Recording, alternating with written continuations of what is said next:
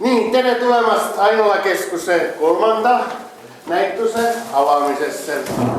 Meillä on siinä naaper peaiku Umbra Gallery ja näituse nimi on Vaikset metamorfoosit. Kuidas se näitus on saanut alkunsa? Siinä on mun kõrval on kunstnik Ingmar Roomets.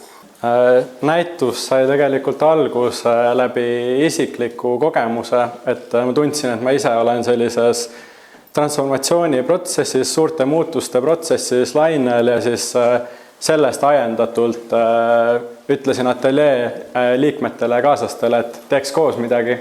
Võib-olla teistel on enda sees ka mingid omad protsessid ja omad transformatsioonid ja muutused käsil. Me oleme siin kohe ümber nurga, Munga 8, et meil on ateljee ja galerii ja meil on erinevad kunstnikud seal, tegeleme töötubadega. Meil on inimesed, kes valmistavad näiteks käsitööküünlaid, kirevdisain.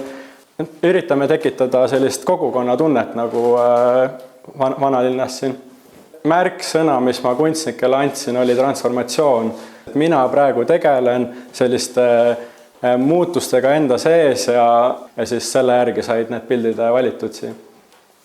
Aga elagu, näitus on avatud.